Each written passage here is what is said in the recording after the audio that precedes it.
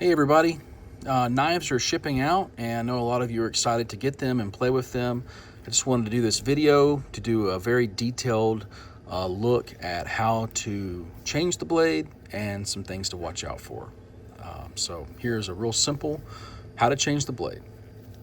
Open it, hold the blade, don't cut yourself.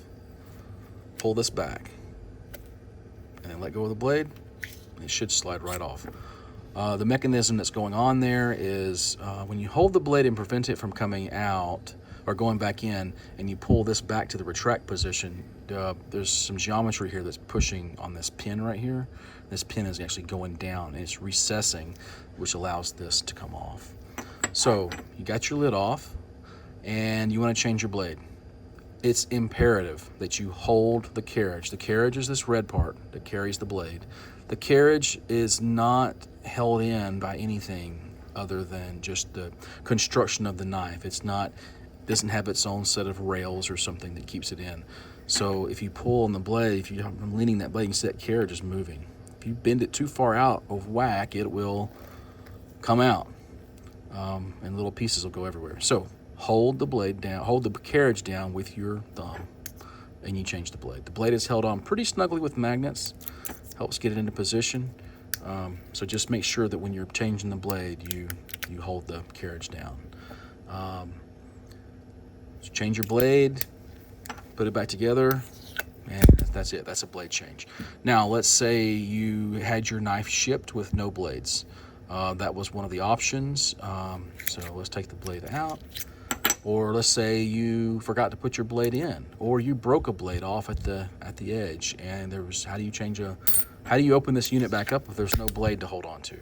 There's two ways. The easiest way is to open it up like that and then just bump this about 10 or 15 times. And what's happening is it's working that pin down. Every time it strikes, it's knocking that pin down just a little bit. That's one way, the easy way. The other way, let's say that pin is seized in some way. I don't know, that method's not working for you. Take a dime, and this one's not always perfect, but take a dime and you work it back in there.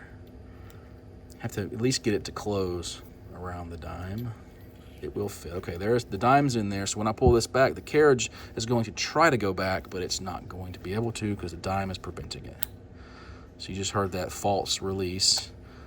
Now going to that position should push that pin down, and when that did, it pushed the pin down and it came apart. You can also see that it kind of released, and we're losing pieces. Well, this takes us into the other part of the video I wanted to talk about. Now a piece has come out. Let's just pretend we took this all the way apart. I put my hand over it because I don't want anything to go flying.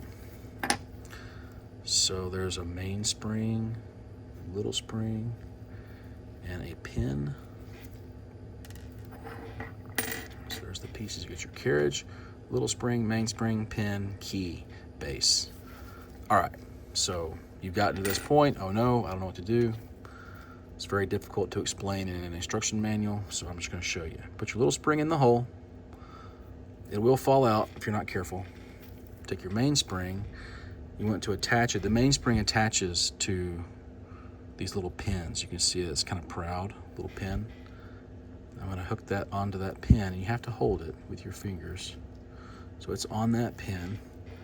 And then there's another pin that is on the base. And while holding this carriage in a way the little spring doesn't fall out, and you're holding the main spring, attach the main spring to that pin. Now, you can stretch the spring now. You do not want to stretch it too far because you will destroy it.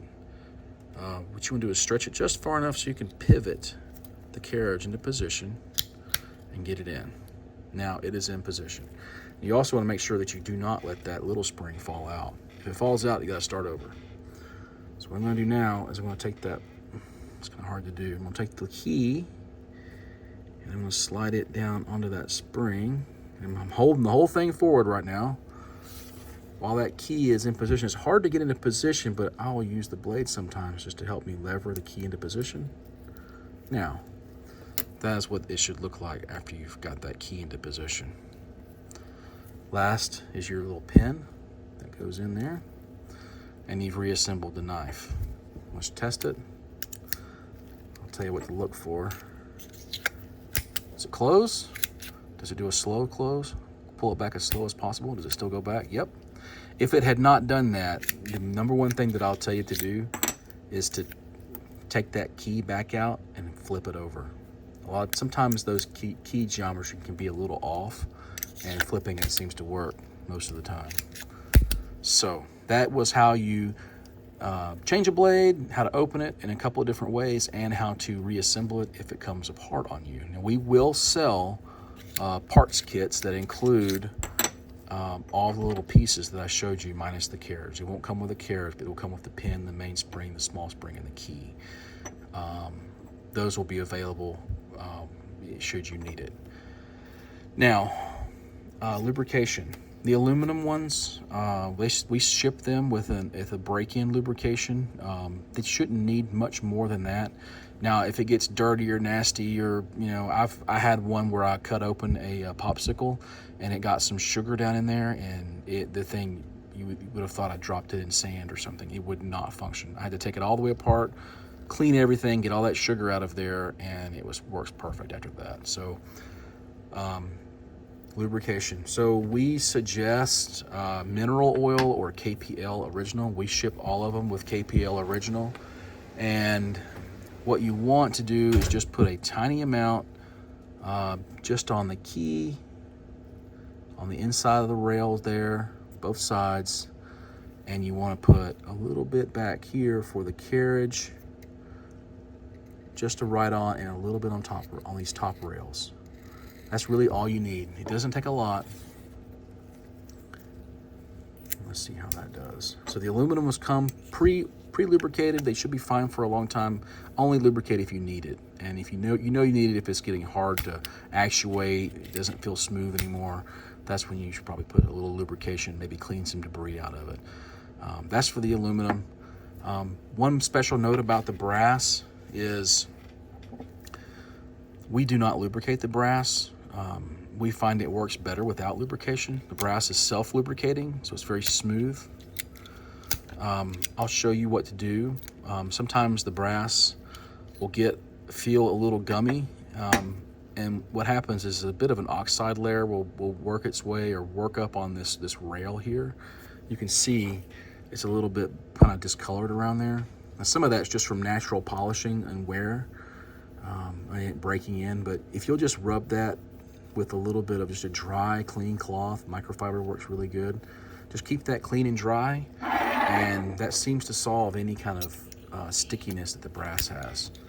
And that's just smooth. And the brass is actually a little smoother than the aluminum, but it definitely does not need a lubrication. And that's pretty much all you need to know to get started, guys.